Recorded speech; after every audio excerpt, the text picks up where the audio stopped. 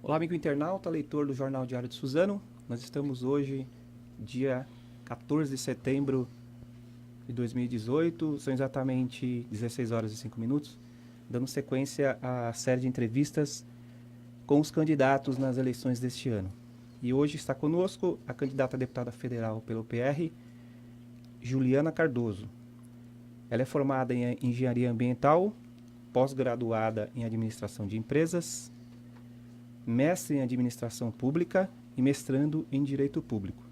Você pode participar mandando sua mensagem no WhatsApp do jornal no 975691373 ou mandando sua mensagem na live do Facebook. A Aline Moreira, que está ali no canto, ela vai ficar monitorando as suas mensagens e, dependendo aí no andamento da entrevista, vai passar para a nossa convidada as perguntas. Juliana, muito obrigado pela sua participação aqui, por ter aceitado o convite para essa entrevista. Imagina, obrigada a você, Edgar. É uma honra estar aqui. Eu que vi o crescimento, durante toda a minha infância, passei vendo o DS sempre crescendo na cidade, tendo um protagonismo muito grande nas informações aqui da nossa cidade e da região. Então, é uma honra imensa estar aqui. Fora, claro, o carinho que eu tenho por toda a família Moraes. Então, quero mandar um beijo para o Guaru e para toda a família, que é muito especial para mim e para minha família também. No seu currículo, esqueci de mencionar que você foi secretária também em Poá, né? Eu fui secretária, fui secretária adjunta de meio ambiente lá de Poá. Fiquei 3 anos à frente da secretaria lá, antes estava numa parte técnica e depois assumi como secretária. Juliana, você tem uma militância muito importante, grande até, na renovação política, né?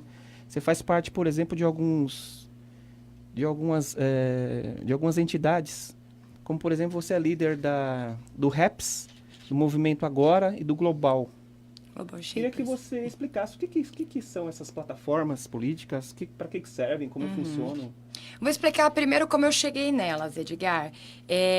Eu sempre gostei muito e entendi que a política era um meio de impacto e transformação social.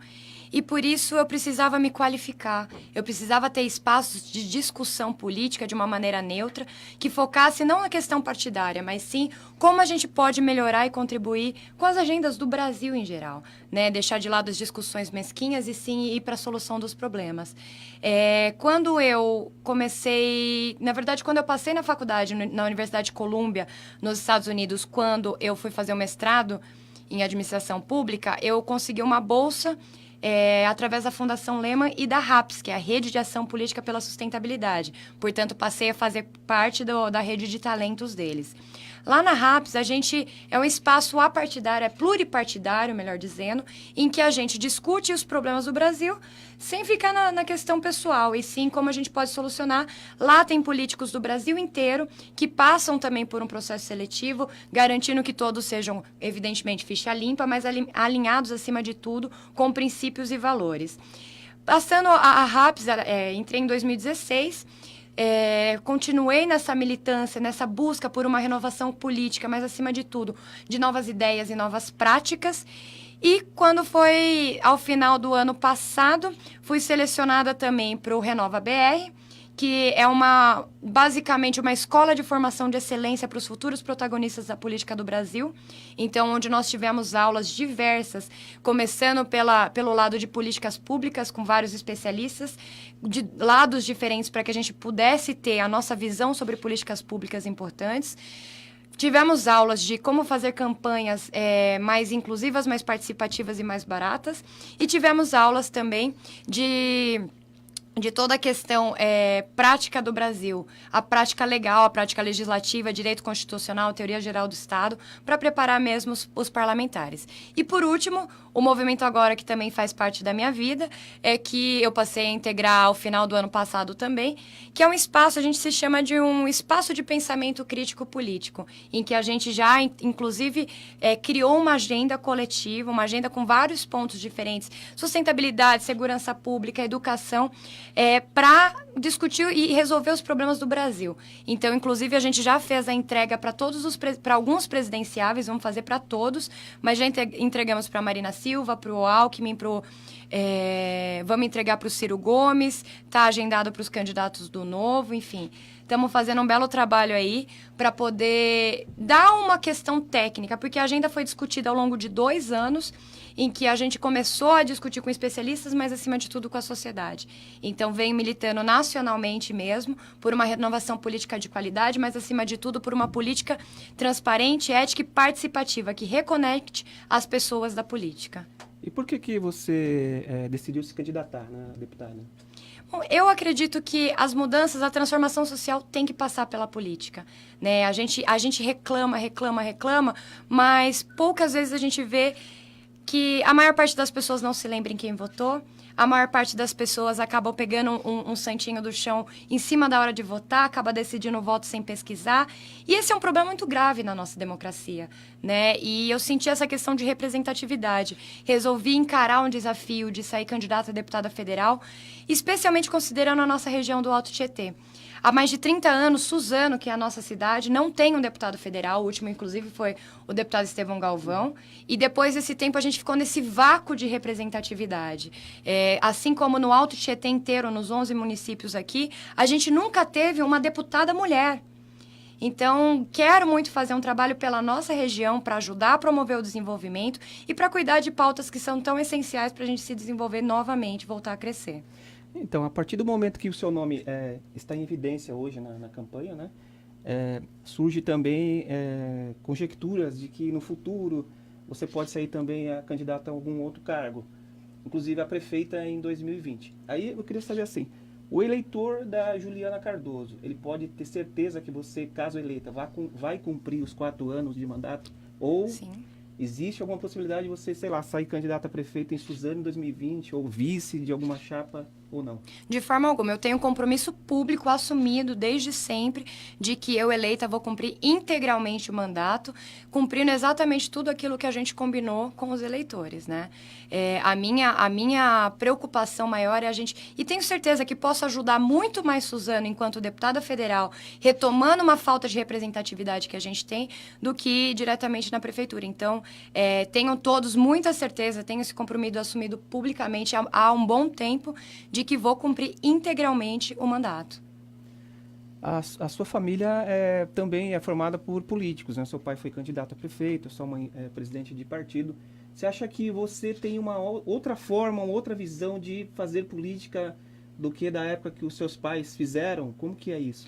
É engraçado, assim, que as pessoas me perguntam isso, mas os meus pais nunca, de fato, exerceram algum cargo. O meu pai nunca exerceu um cargo público, então, ainda que tenha sido candidato. Mas o que mais me deixa contente de todo o coração é que, ainda que meu pai nunca tenha tido nenhum cargo, todos os cantos da nossa cidade que eu passo e até da região, muita gente fala, o Zé Cardoso em algum momento já nos ajudou aqui, ou já esteve presente em um momento importante da minha família.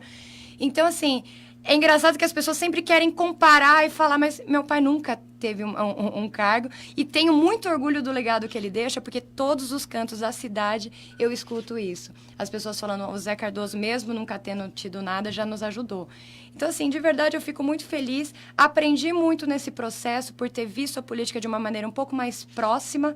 Apanhei também muito, como já tentei sair a vereadora na cidade de Suzano, tivemos um grave problema com o PSDB, enfim, os suzanenses todos conhecem bem essa história, não tive a oportunidade, então, de disputar efetivamente a eleição, mas eu tenho muita certeza que a renovação acontece com novas ideias e novas práticas. E, acima de tudo, a gente tem que estar disposto a encarar isso como uma ação pelas pessoas, para servir o coletivo e para fazer o que tem que ser feito pela população. Aline, tem pergunta? É uma pergunta que veio de um leitor aqui no WhatsApp, e eu vou incrementar também a respeito das políticas públicas para as mulheres, né? Eu vi na sua rede social que você comemorou a vinda da Delegacia da Mulher em Itaquaquecetuba, né?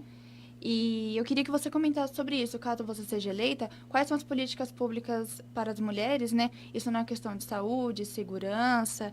Legal. E também que nem você comentou, na baixa representatividade da mulher na política. E só complementando, a maioria do eleitorado é mulher, a maioria da população é mulher, e só 10% de mulheres exercem cargos públicos hoje.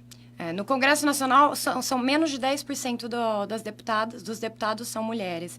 É muito legal você tocar nesse assunto, porque é uma das minhas grandes paixões, né? Eu tive a honra e a oportunidade de fazer uma cartilha da mulher junto com a doutora Margarida Mesquita, com a Ana Rosa Augusto, com a Amélia Domene e tantas outras mulheres que já lutam muito pela questão, pelos direitos das mulheres aqui na nossa região, com o Samba das Minas lá em Ferraz de Vasconcelos, enfim. E comemorei muito essa delegacia que foi enviada, inclusive conversei com o governador Márcio França da importância que era reforçar. Ele falou assim, Juliana, a gente vai reforçar essa estrutura, e de repente saiu esse decreto. Fiquei muito contente por saber de que de alguma forma a gente foi ouvido. E a gente tem um problema muito grave com relação à segurança da mulher. No nosso Alto Tietê, nós tínhamos, né? Agora vamos ter a 3ª Delegacia da Mulher. Ou seja, nós somos em 11 municípios, claro, sem contar a estrutura de Guarulhos, mas nós temos apenas a Delegacia da Mulher em Suzano e em Mogi das Cruzes. Ah, mas e daí? A gente tem, a Lei Maria da Penha é a 3ª lei mais perfeita do mundo, Edgar. Portanto, ela dá os mecanismos necessários para que a gente possa acolher, que a gente possa assegurar que aquela mulher não esteja passível de mais violência e por aí vai. Qual é o problema? As estruturas de acolhimento não estão totalmente equilibradas nesse sentido. Ou seja, uma mulher vítima de violência, que em grande parte acontece dentro do seu ambiente domiciliar, ela acaba não conseguindo segurança o suficiente para ir buscar ajuda. Ou seja, a gente precisa de mais salas rosas, onde a gente possa acolher com psicólogos, com médicos, com assistentes sociais para levar inclusive os filhos junto, com advogados, enfim, dar a estrutura mínima para que a mulher se sinta encorajada a sair de uma situação de violência.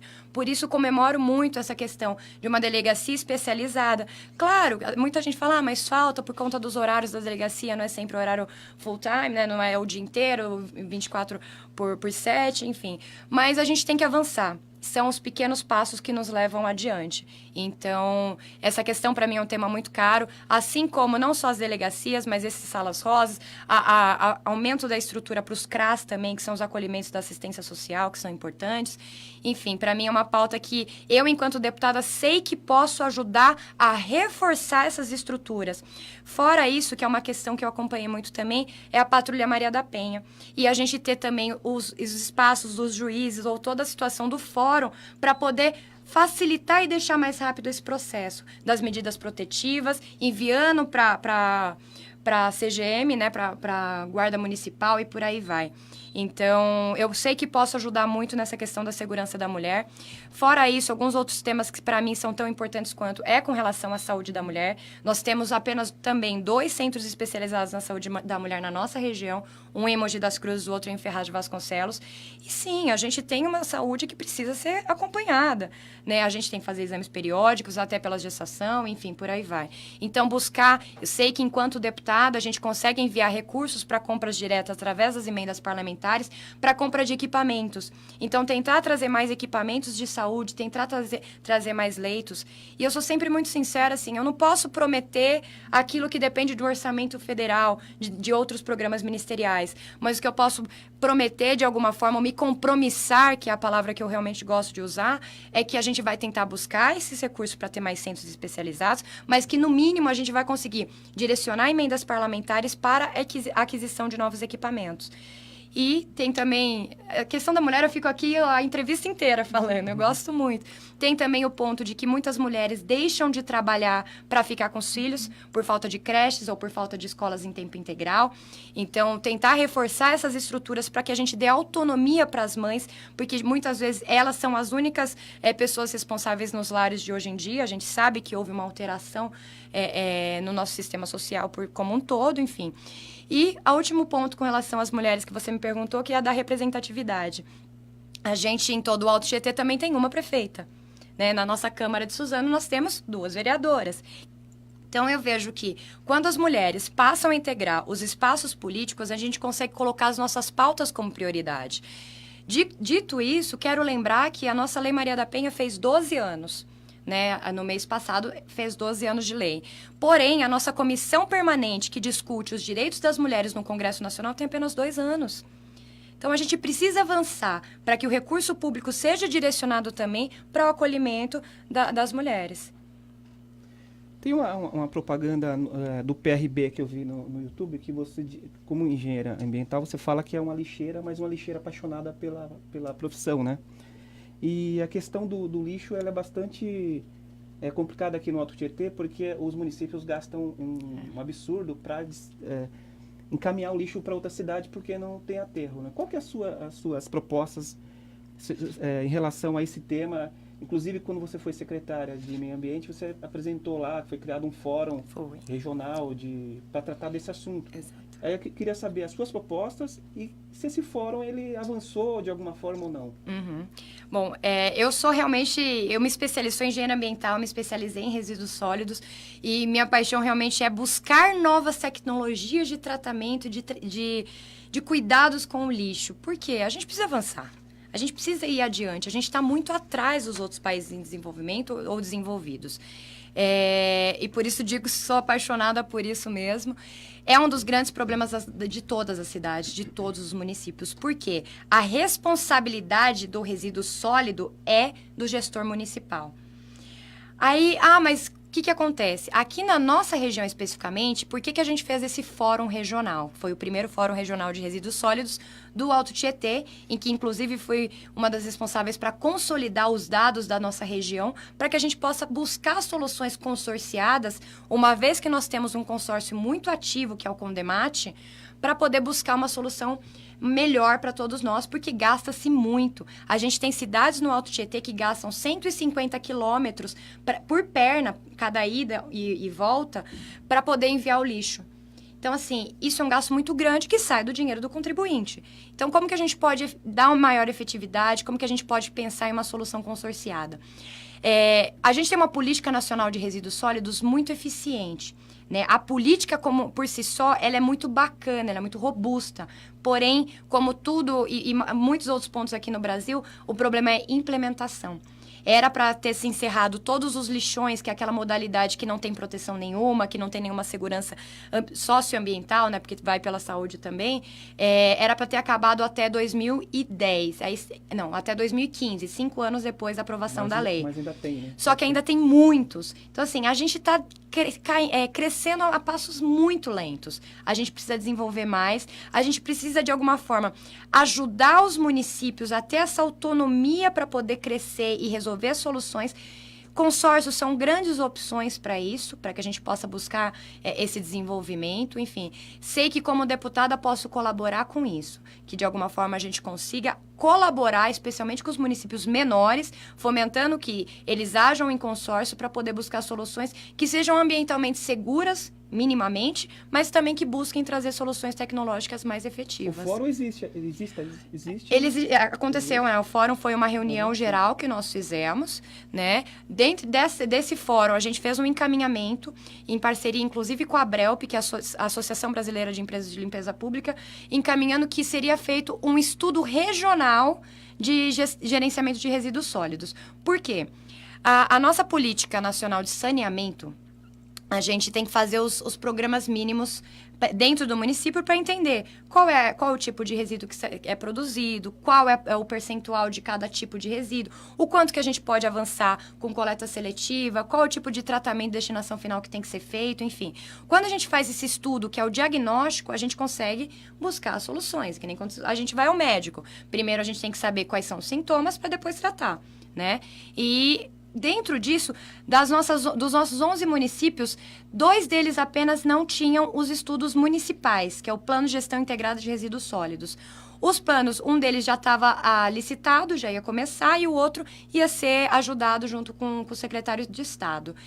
Desse encaminhamento do fórum, a ABRELP ia nos ajudar a consolidar esses estudos gerais, né, de cada um dos municípios para buscar uma solução consorciada para a região.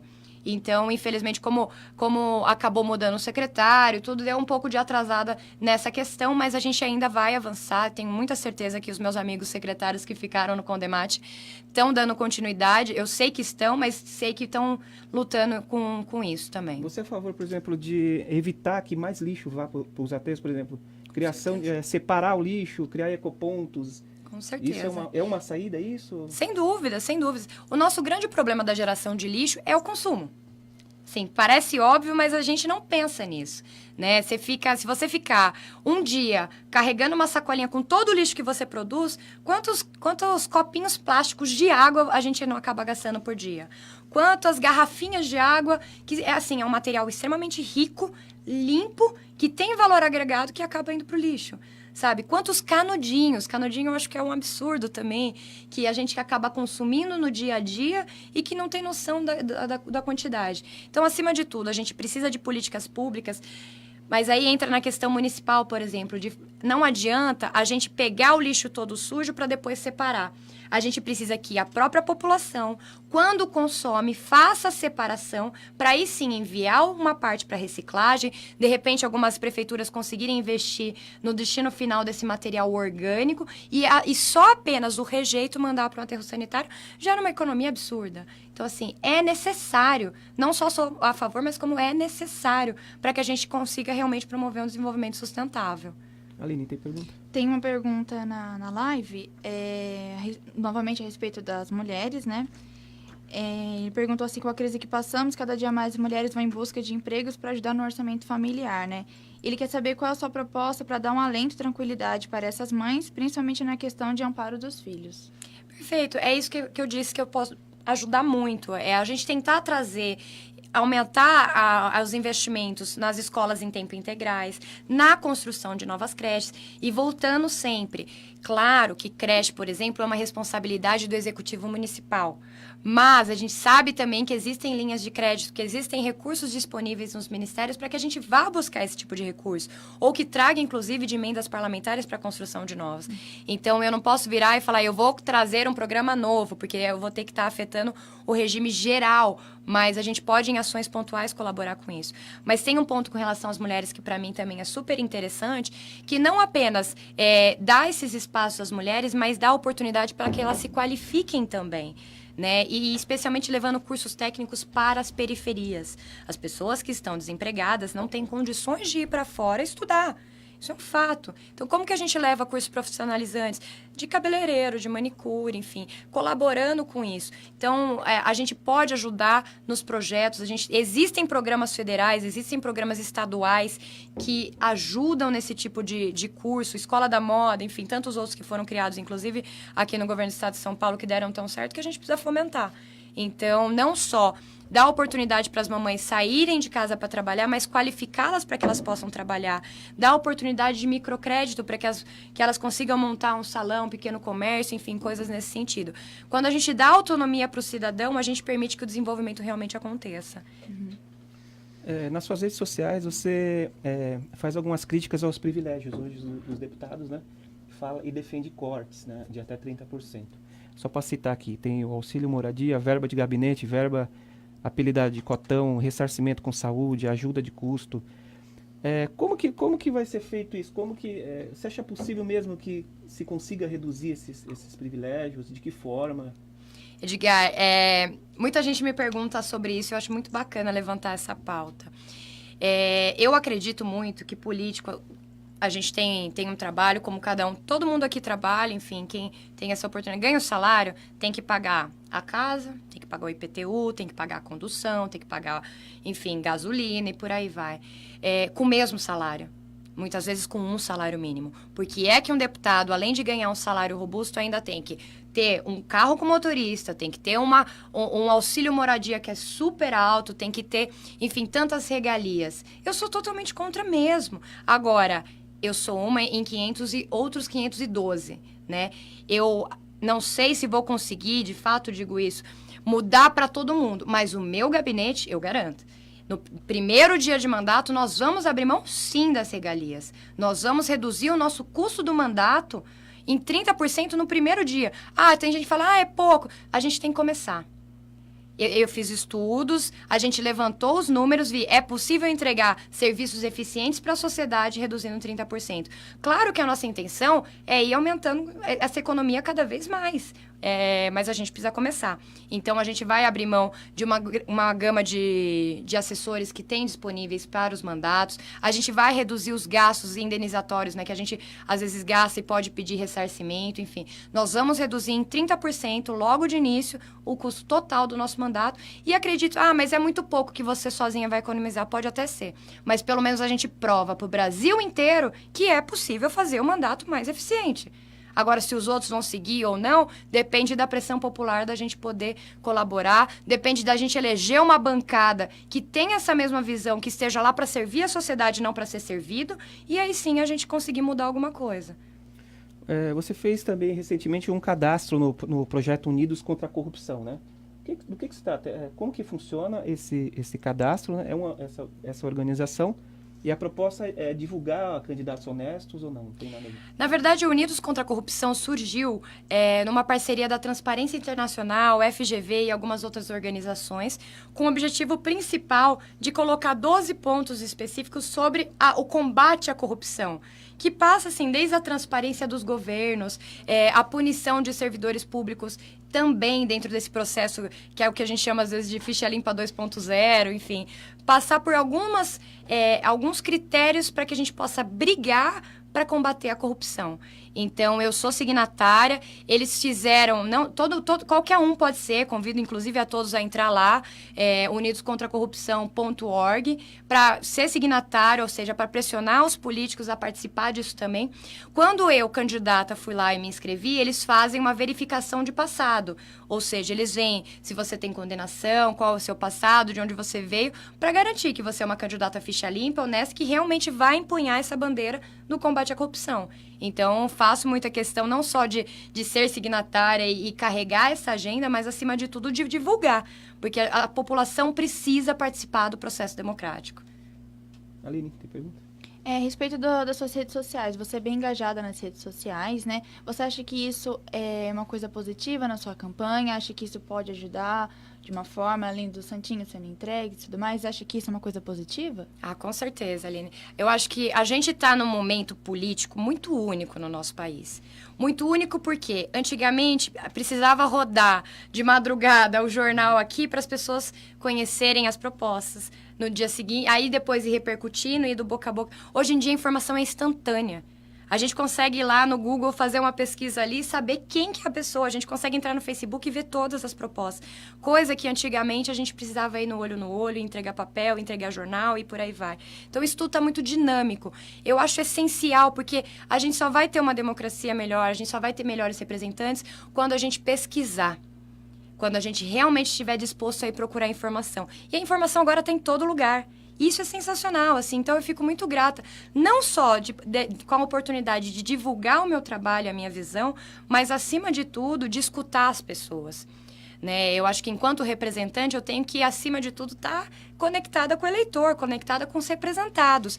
E as tecnologias da informação, das redes sociais, têm sido, assim, incríveis nessa troca de experiência. Recebo muita, não só as redes sociais, mas tem algumas ferramentas que estão bem interessantes, que a Folha de São Paulo fez, o match eleitoral, em que qualquer um vai lá, responde algumas perguntas e dá o match com o seu, né, encontra com o seu candidato mais próximo das suas visões.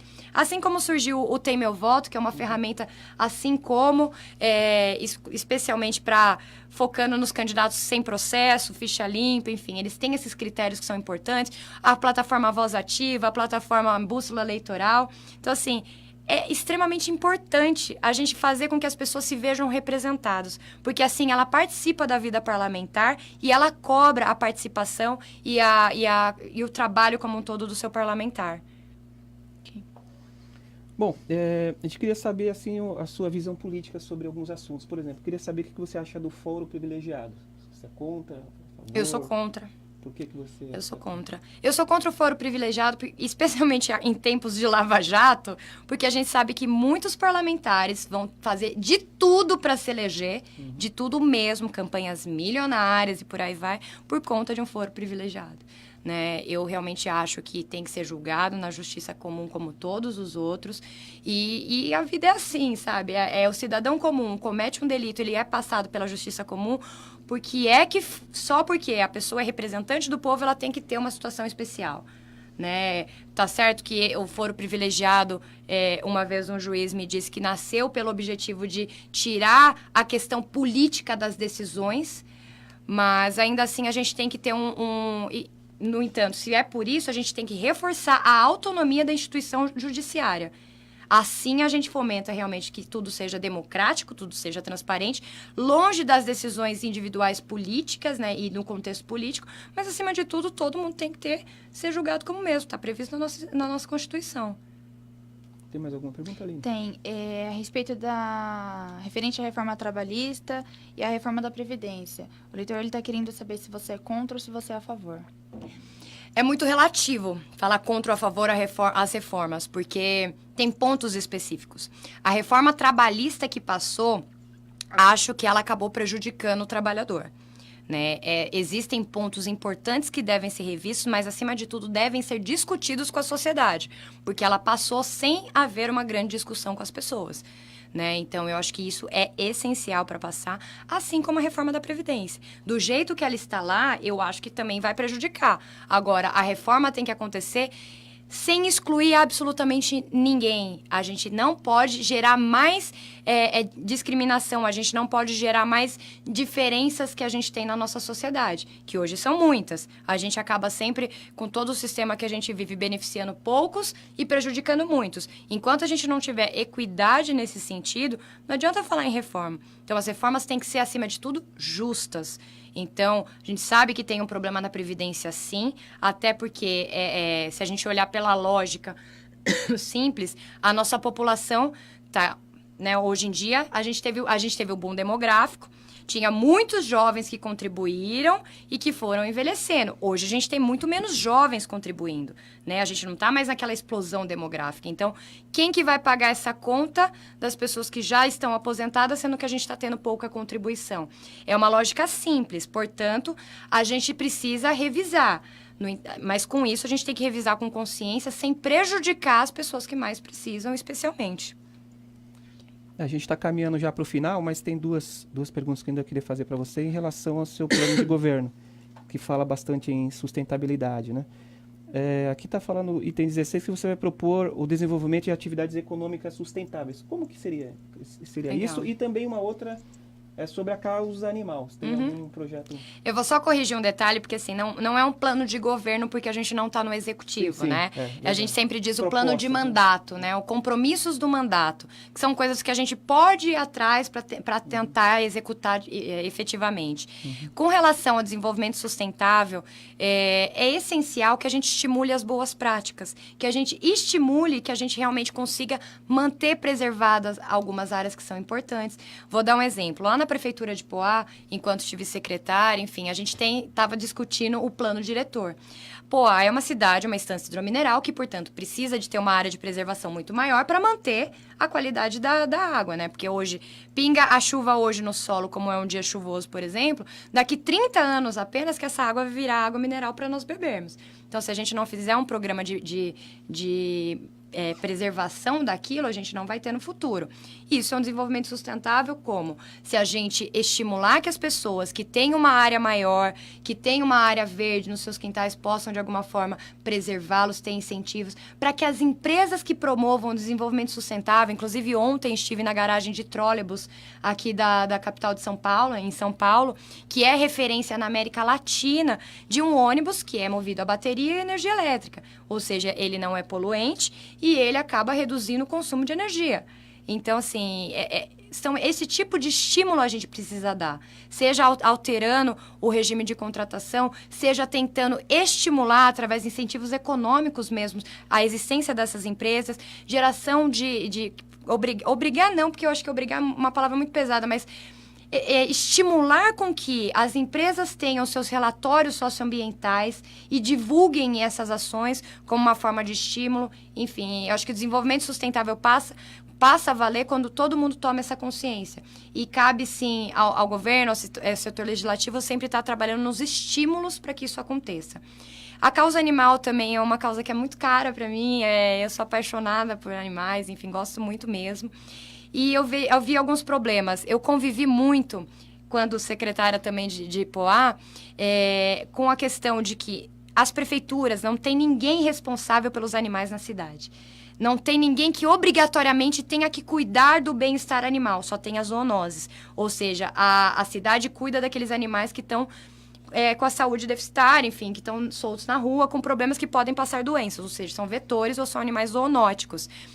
Com isso, nenhuma cidade quase tem centro de castração, tem hospital público veterinário, tem acolhimento ali para os animais em situação de rua, para poder, enfim, realocá-los em outros lares. Então, vejo que é muito importante a gente também olhar para essa causa, porque, e eu gosto muito de falar isso, independente se você está no centro da cidade, se você está no interior do interior do interior, na favela, em qualquer canto, comunidade, tem animais de estimação lá.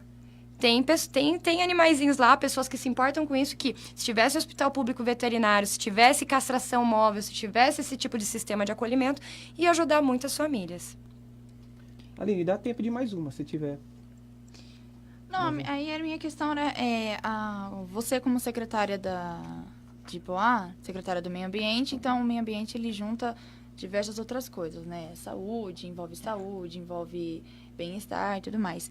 A respeito de transporte público, teria como você casar o meio ambiente com o transporte público, talvez? A gente sabe que transporte público é uma grande demanda de todas as cidades aqui da região, né? E todas as cidades da região também apresentam o mesmo problema. Infraestrutura antiga, ilhas de calor muito grande, né? Aumenta, isso consequentemente pode agravar até mesmo o aquecimento global. Queria saber quais são as suas políticas justamente para essa ligação entre o meio ambiente e o transporte público. Ótima pergunta mesmo, Aline, porque assim, a gente não acaba tendo aquele cotidiano tão rápido que as pessoas não percebem o impacto que causam. Em Poá, a gente teve duas alegrias muito grandes, que primeiro, ainda que a gente fosse uma estância mineral, Poá é 93% urbanizado. Portanto, a gente tinha muito pouco espaços de área verde, cobertura vegetal, que a gente chama, que é quando a árvore, a parte verde da árvore que faz sombra é a cobertura vegetal. A gente tinha 9% apenas na cidade inteira, sendo que o mínimo esperado é de 15%. A gente fez uma ação muito grande de vários plantios na cidade, que daqui 5 anos, mais ou menos, a gente vai conseguir ver o impacto de ter aumentado para cerca de 12% nos meus cálculos aí, para aumentar a cobertura verde. Então, assim, isso é essencial em termos de qualidade de vida. E se a gente está falando numa descarbonização da economia, o que é isso? A gente parar de ficar jogando gás carbônico no nosso, né, e viver de uma economia que essencialmente sobrevive disso, a gente não vai conseguir transicionar para um desenvolvimento sustentável de fato. Então, a descarbonização passa, inclusive, por rever as questões de mobilidade. Lá em Poá também a gente conseguiu aumentar o número de ciclovias, foi, inclusive, não foi nem necessariamente um trabalho do meio ambiente, foi realmente do setor do trânsito que conseguiu revitalizar, aumentar a quantidade de bicicletários na cidade, porque muita gente se transporta ainda dessa forma em Poá, o que é excelente, né? A gente revê quais são as nossas atitudes, diminuir o tempo de carro, diminuir a quantidade de carro que tem na rua, sabe? A gente tem estímulos como esses, da carona solidária, com tudo isso. Enfim, andar mais a pé, que é muito mais saudável. Agora, a gente sabe que a realidade de muitas pessoas... eu conheço, por exemplo, a Angélica, que é lá da Chácara Hasegawa. Ela pega 6 ônibus para vir estudar na FATEC. Ela vem para a FATEC mesmo. Enfim, ela vem estudar para cá. Ou seja, como que faz para que ela seja sustentável? Então, o ponto não é exatamente só esse, né? A gente tem que pensar no dia a dia das pessoas. Mas por que não investir quando for abrir uma licitação, quando for colocar o mínimo da frota que seja menos poluente, que seja ecológica, que tenha essa pegada? Então, eu acho que é um dos estímulos que a gente vai ter que começar a criar para fazer isso nas cidades. Mais uma vez falo, o transporte público é responsabilidade do Poder Executivo Municipal. Cabe, então, aos deputados estimular que esses incentivos aconteçam para que os prefeitos tenham viabilidade econômica para realizar esse tipo de serviço. Bom, a gente está encerrando, então, a nossa entrevista ao vivo. Queria agradecer a candidata Juliana Cardoso. Muito obrigado pela participação.